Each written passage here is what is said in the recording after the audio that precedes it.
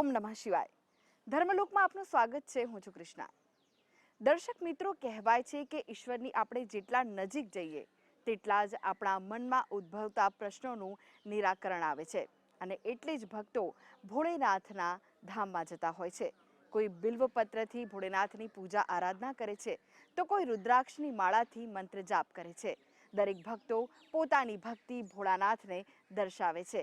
ત્યારે આજે ધર્મલોકમાં દર્શન કરીશું ભોળેનાથના ધામના અને સાથે જાણીશું શિવ મહિમા.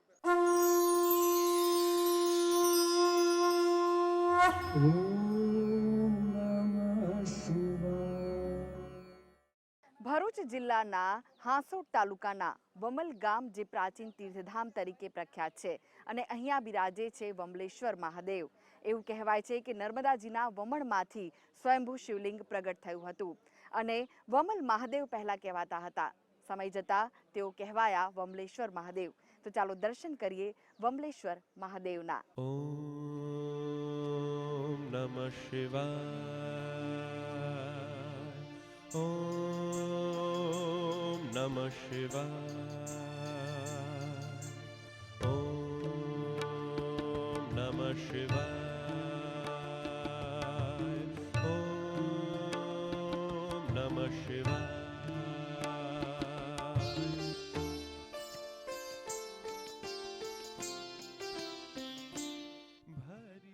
ભરૂચ જિલ્લાના હાંસોટ તાલુકાના અરબી સમુદ્ર પાસે આવેલું વમલેશ્વર ગામ પ્રાચીન ધાર્મિક ધામ તરીકે પ્રચલિત છે. નર્મદા માતાજીના જળમાં સર્જાયેલા વમણમાંથી સ્વયંભૂ પ્રગટ થયેલા મહાદેવ જે વમણનાથ મહાદેવ તરીકે પ્રચલિત થયા અને વમણનાથ મહાદેવ ઉપરથી વમલેશ્વર નામથી પ્રસિદ્ધ થયા.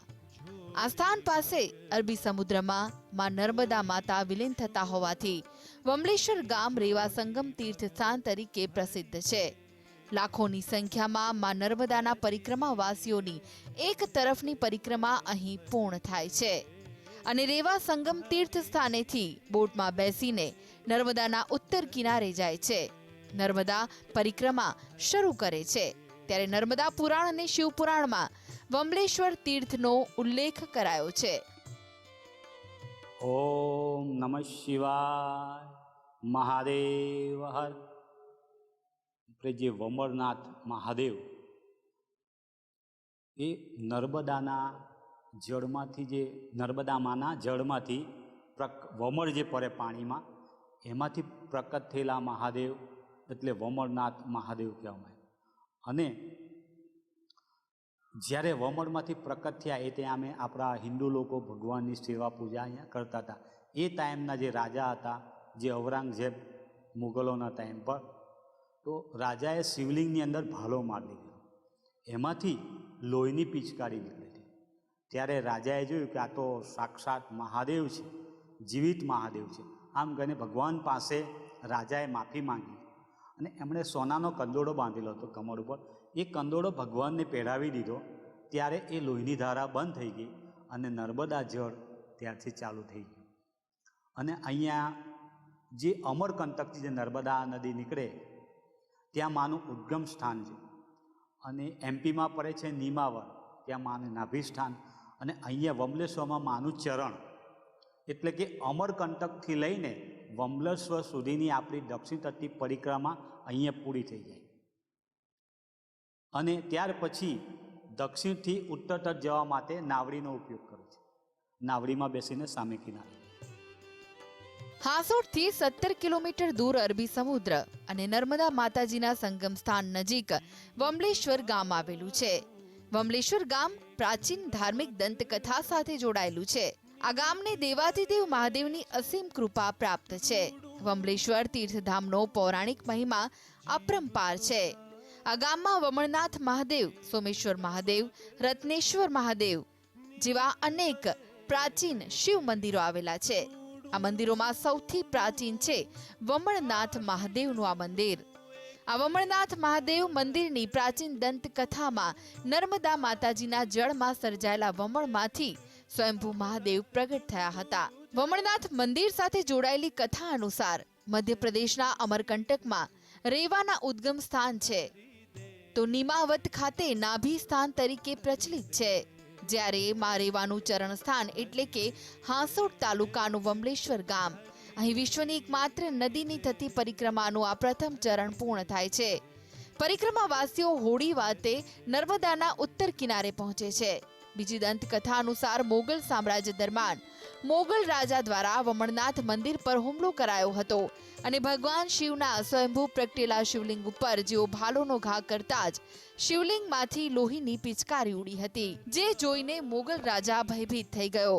ભગવાન શિવ સાક્ષાત અસ્તિત્વનો અહેસાસ થતા જ મહાદેવ પાસે તેણે ક્ષમા માંગી હતી અને પોતાનો રત્ન જડિત કમરકંદોરો શિવલિંગ પર અર્પણ કરતાની સાથે જ લોહી નર્મદાના જળમાં પરિવર્તિત થઈ ગયું. આજે પણ આ શિવલિંગમાંથી માં નર્મદાના નીરની અવિરત ધારા શિવલિંગનો જળાભિષેક કરી રહી છે. ભક્તો પણ આ જળ વડે ભગવાન શિવનું પૂજન કરે છે. આ શિવલિંગના મધ્યમાં માં નર્મદાનું સ્થાન જોતા જાણે શિવપુત્રી માં નર્મદા ભગવાન શિવની ગોદમાં પિતાનું વાત્સલ્ય પ્રાપ્ત કરતા હોય તેવી સાક્ષાત અનુભૂતિ થાય છે.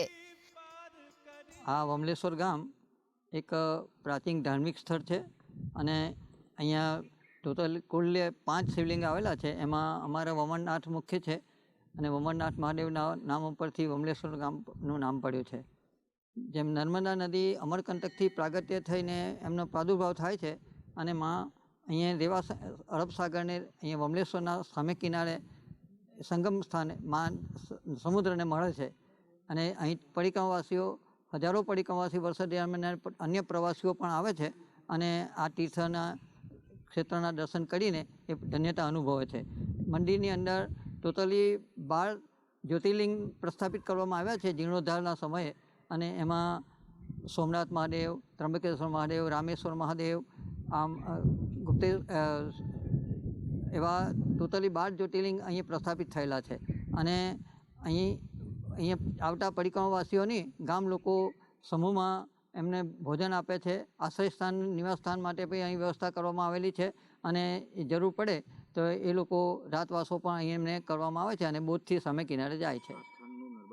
આ સ્થાનનું નર્મદા પુરાણ, શિવ પુરાણમાં પણ ખાસ ઉલ્લેખ કરવામાં આવેલો છે. વમલેશ્વરના વમણનાથ મહાદેવનો શિવ પુરાણ અને નર્મદા પુરાણમાં પણ ઉલ્લેખ થયેલો જોવા મળે છે.